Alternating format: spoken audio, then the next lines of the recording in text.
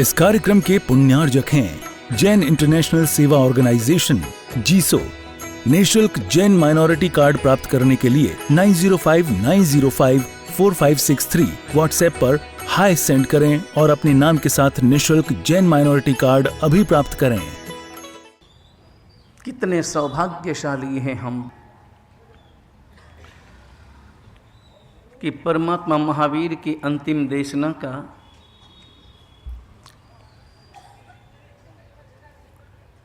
अंतिम देशना के श्रवण करने का, अंतिम देशना में उतरने का और अंतिम देशना के अनुसार अपने जीवन जीने के संकल्प को लेकर यहाँ हम परमात्मा की वाणी का रसपान कर रहे हैं। 36 सीढ़ियों में गूंथी हुई ये परमात्मा महावीर की अंतिम वाणी, पहली सीढ़ी हमने प्राप्त कर ली।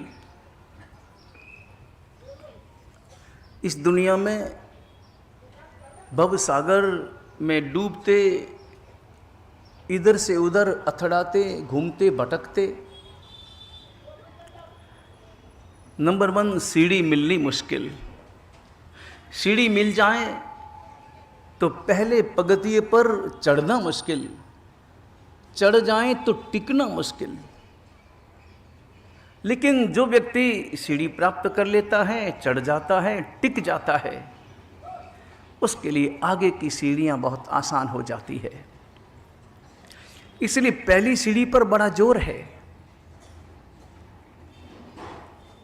पहली सीढ़ी जिसका नाम है विनय, बहुत मजबूती से इसे अपने अंतर में स्थान देना है।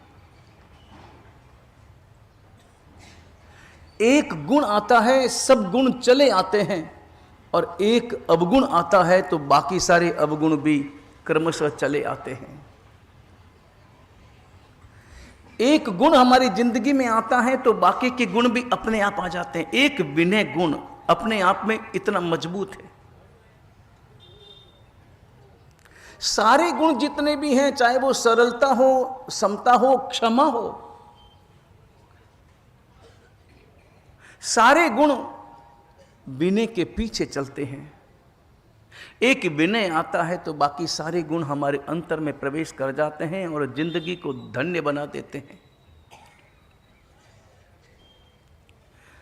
विनय शब्द बड़ा महत्वपूर्ण है। 2 शब्दों से बना है, एक विन और एक नय। वि शब्द का अर्थ होता है विशिष्ट और नए शब्द का अर्थ होता है विचार। विशिष्ट विचार वो विनय कहलाता है। विशिष्ट विचार जब हमारे आचरण में अभिव्यक्त होता है तो विनय का रूप ले लेता है। विशिष्ट विचार का अर्थ होता है विवेक। विवेक पूर्वक किया गया आचार, विवेक पूर्वक किया गया विचार। हर क्रिया में जहां विवेक प्रकट होता हो। विवेक शब्द का अर्थ होता है जहां पर भविष्य की चिंता हो,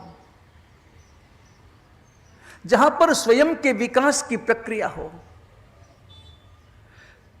वो विचार, जिन विचारों में मैं केवल वर्तमान का सौदा नहीं देखता, बल्कि वो विचार जिसमें मैं अपने भविष्य की व्यवस्था भी देखता हूं, वो विवेक कहलाता है। और ऐसा विवेक से परिपूर्ण आचरण विनय कहलाता है। हम चिंतन करें हमारे जीवन में विनय कितना है। विनय की जरूरत कदम कदम पर है। परमात्मा के मंदिर में जाएं तब विनय चाहिए, गुरु भगवंत के पास में जाएं तब विनय चाहिए, बाजार में जाएं तब भी विनय चाहिए, घर में जाएं तब भी विनय चाहिए, बड़े मिले बुजुर्ग मिले तब भी अंतर में विनय चाहिए, सामने जब भी मिले कोई परिचित मिले तब भी, अपरिचित मिले तब भी विनय हमारे अंतर में चाहिए। वो विनय प्रकट होता है आंखों से, विनय प्रकट होता है शब्दों से, विनय प्रकट होता है आपके व्यवहार से, विनय प्रकट होता है आपकी क्रियाओं से। हम चिंतन करें हमारे जीवन में विनय कितना है, विनय का प्रयोग कितना है, और विनय का प्रयोग आंतरिक कितना है। दिखावटी विनय का प्रयोग करना बहुत आसान है, दिखावटी विनय का प्रयोग हम कर सकते हैं, लेकिन आंतरिक भावों में भरी हुई हो विनय की मर्यादा, वो जो प्रयोग होता है, वो जो विचार पैदा होता है। और वर्तमान में आप अनुभव करना, हमारे घरों में, समाज में, संघ में कहीं पर भी अशांति है तो केवल और केवल इसी कारण कि हम पारस्परिक व्यवहार, पारस्परिक मर्यादा, पारस्परिक विनय को हम भूल गए हैं। विनय सीखना हो तो गौतम स्वामी का जीवन देखो। गौतम स्वामी जी का नाम हम हमेशा लेते हैं, सदा याद करते हैं। गौतम स्वामी को याद करते हैं, क्यों याद करते हैं? गौतम स्वामी का नाम हम क्यों लेते हैं, किस लिए लेते हैं? आप जब दीपावली के दिनों में जब नई बई खातों का पूजन करते हैं और उसमें सबसे पहले श्री का शिखर बनाने के बाद श्री का एक शिखर बनाते हैं, 9 श्री का श्री, फिर उसके नीचे 2 श्री, फिर उसके नीचे 3 श्री, ऐसे करते करते 9 श्री का एक शिखर बनाते हैं मंगलिक के लिए। और उसके बाद में ऊपर से लिखना प्रारंभ करते हैं, अलग अलग वाक्य लिखते हैं। उन वाक्यों में परमात्मा का नाम भी लिखते होंगे, मगर उसके बाद में गौतम स्वामी को याद करते हैं, लिखते हैं ना। गौतम स्वामी की क्या चाहिए? गौतम स्वामी की लब्धि हो जो जी, लिखते हैं ना। कै बन्ना सेठ का सौभाग्य हो जो जी, धन्ना शालीभद्र की रिद्धि हो जो जी, लिखते हैं ना ऐसा। लिखना मतलब कामना, हमारी प्रार्थना, उसमें प्रार्थना प्रकट हो रही है, मुझे क्या चाहिए, इस चौपड़े में लब्धि ही लब्धि हो। गौतम स्वामी से हम क्या मांगते हैं? लब्धि मांगते हैं। और गौतम स्वामी के पास में 2 चीजें थी। नंबर 1 लब्धि थी, नंबर 2 विनय था। विनय भी था और लब्धि भी थी। हम मांगते क्या है? नहीं, विनय क्यों नहीं मांगते? उसमें ये प्रार्थना क्यों नहीं करते कि हे प्रभु, गौतम स्वामी जैसा विनय मुझे देजो जी। और एक बात समझना, लब्धि परिणाम है, विनय कारण है। गौतम स्वामी को लब्धि विनय के कारण मिली। अगर विनय नहीं होता तो लब्धि नहीं मिलती, अपने आप लब्धि नहीं मिल जाती। विनय हो तो लब्धि मिलती है। अगर विनय मांग लोगे तो लब्धि अपने आप आ जाएगी। मगर फिर हम सोचते हैं विनय मांगेंगे, विनय करेंगे तब लब्धि आएगी, इसकी अपेक्षा डायरेक्ट ही आ जाए तो ज्यादा अच्छा, चलिए सीधी लिखते हैं। इतना लंबा कौन घूमना। गौतम स्वामी का विनय को वो देखो, विनय को याद करो। 4 ज्ञान के स्वामी थे, 4 ज्ञान के स्वामी, मगर फिर भी परमात्मा महावीर के प्रति समर्पित, कभी अलग नहीं हुए। और कभी जाना पड़ा, परमात्मा महावीर ने आज्ञा दी कि जाओ उसे प्रतिबोध दे करके आओ, तो गए और वापस लौट आए। रात कभी भी अलग नहीं रहे, केवल उस रात अलग रहे जिस रात्रि में परमात्मा महावीर का निर्वाण हो गया। बस 30 वर्षों का उनका साथ। और आप देखें, गौतम स्वामी का यह विनय तो था कि परमात्मा महावीर उनके श्रीमुख से हमेशा गौतम गौतम गौतम शब्द निकलता था। गौतम स्वामी ज्ञानी थे, 4 ज्ञान के स्वामी थे, लेकिन फिर भी छोटे छोटे प्रश्न करते थे। भगवती सूत्र का कभी आपने नाम सुना हो? भगवती सूत्र जिसमें 36,000 प्रश्नों के उत्तर हैं। प्रश्न किए, अधिकतर प्रश्न गौतम स्वामी के हैं, साधुओं के भी है, साध्वियों के भी है, श्रावक और श्राविकाओं के भी है। लेकिन गौतम स्वामी जानते हुए भी उपदेश माला की सज्जाएं कहती है, उपदेश माला की सज्जाएं जो धर्मदास गणी ने लिखी है, उपदेश माला नाम का ग्रंथ परमात्मा महावीर के हाथों से जिन्होंने दीक्षा ली, अंतिम दीक्षा, अंतिम शिष्य वो धर्मदास गणी, उन्होंने लिखा है। अपन सज्जाएं बोलते हैं, श्रावक लोग जब पोषद करते हैं ना, तब पोषद करते हैं तो उपदेश माला की सज्जाएं बोली जाती। यहां किसको याद है पता नहीं, महिलाओं में शायद याद हो, जग चूड़ामणि भूओ, उसकी 5वीं गाथा, बद्दू बीणी अभिणव पड़म गणहरो समत्त सुनाणी जानन तो भी तमत्तम बिम हियो सुने सब्बम। गौतम स्वामी के लिए लिखा है कि गौतम स्वामी कैसे विनय के भंडार थे। जानन तो भी तमत्थम, परमात्मा महावीर के साथ में रहे, परमात्मा महावीर की हमेशा देश न सुनने वाले,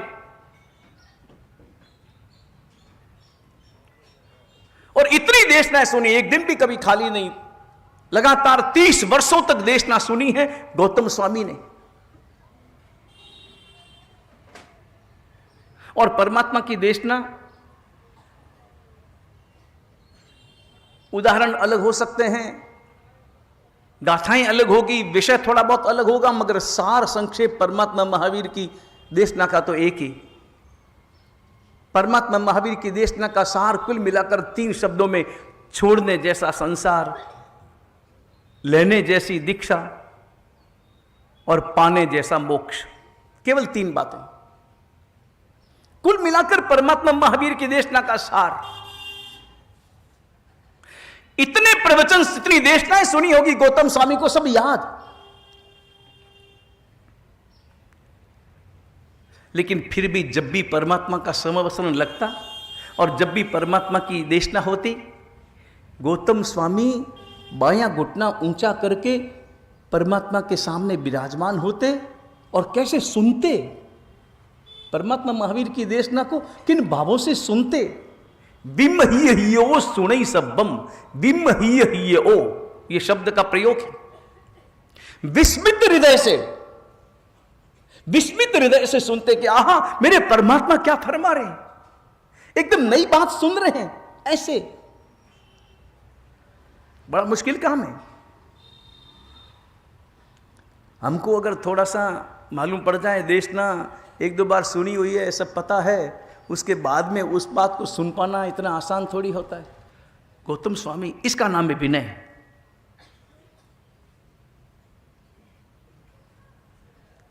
हालांकि आप लोग परम सौभाग्यशाली हैं कि इस पंचम काल में भी आपके हृदय में परमात्मा महावीर को श्रवण करने की रुचि प्रकट हुई है, और तभी तो सुबह सुबह ठीक समय पर यहाँ पर पहुँच जाते हैं। सब आते हैं, और मैं तो हमेशा चर्चा करता हूँ लोगों से। कल बैन महाराज से भी चर्चा की थी, मैंने कहा हमारे श्रावक श्राविकाओं को तो, हमारे बाड़मेर के श्रावक श्राविकाओं को जितना धन्यवाद दिया जाए उतना कम है। इतनी गर्मी होने पर भी, पंडाल में कितनी गर्मी है और कितना सट करके बैठना होता है, जगह मिलती नहीं है, इसलिए आधा घंटा पहले आना होता है, पहले से ही आना शुरू हो जाता है ताकि जगह मिले, आगे मिले। और अगर देर हो जाए तो पंक्ति तीसरी चौथी वहां मिले। हैं, रोजाना शशि जी आगे बैठते हैं, आज नंबर 2 पे, थोड़ा लेट हो गए।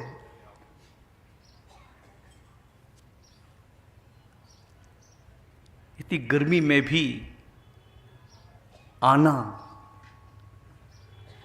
अन्यथा मन हो सकता है कि जो लाइव चल रहा है ना वहीं जाकर के देख लेंगे, हो सकता है मन वहाँ आराम से देखेंगे। और कई लोग तो कहते हैं वहाँ और आराम से दिखाई देता है, अच्छी तरह से सुनाई देता है। और वहाँ सुनने का लाभ तो ये है कि भले चाय पीते पीते देखो, बातें करते करते देखो, वहाँ कोई टोकने वाला नहीं, कोई रोकने वाला नहीं। लेकिन ध्यान रहे, हम कितना भी लाइव सुने, लाइव एक मजबूरी है, लाइव एक अपवाद है। यहां आने का लाभ आप नहीं समझ पाते। यहां आने पर जो गुरु बंधन का लाभ मिलता है, और गुरु बंधन से भी बढ़कर जो चतुर्विध संघ के दर्शन करने का लाभ मिलता है।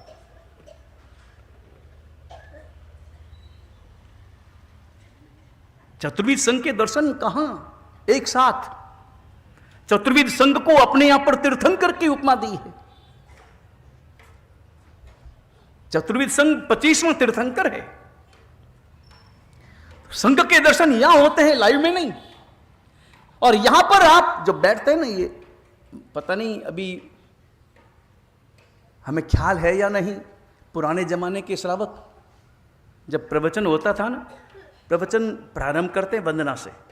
वंदना करते हैं, वंदना करने के बाद में वायना संदेशाऊं, वायना लेसूं, वायना परिग्रहूं और वायना प्रसाद करा सूजी, और गुरु महाराज मंगलाचरण फरमाते हैं। मंगलाचरण के बाद श्रावक अपने श्रावक श्राविकाओं को, जितने भी यहां बैठे उन सबको हाथ जोड़ करके नमस्कार करते फिर बैठते हैं।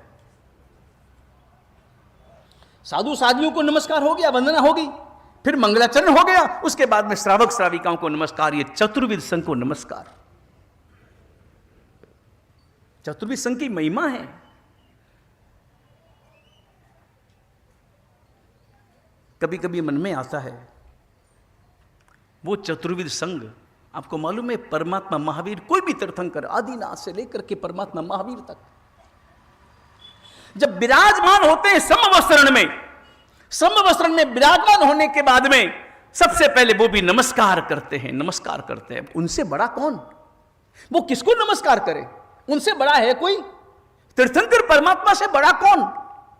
कोई नहीं। लेकिन वो भी नमस्कार करते हैं। और किसको नमस्कार करते हैं? किसको नमस्कार करते हैं? वो शब्द का प्रयोग करते हैं, नमो तिथस्स, नमो तिथस्स, तीर्थ को नमस्कार। इस कार्यक्रम के पुण्यार्जक हैं जैन इंटरनेशनल सेवा ऑर्गेनाइजेशन जीसो। निःशुल्क जैन माइनॉरिटी कार्ड प्राप्त करने के लिए 9059054563 व्हाट्सएप पर हाय सेंड करें और अपने नाम के साथ निःशुल्क जैन माइनॉरिटी कार्ड अभी प्राप्त करें।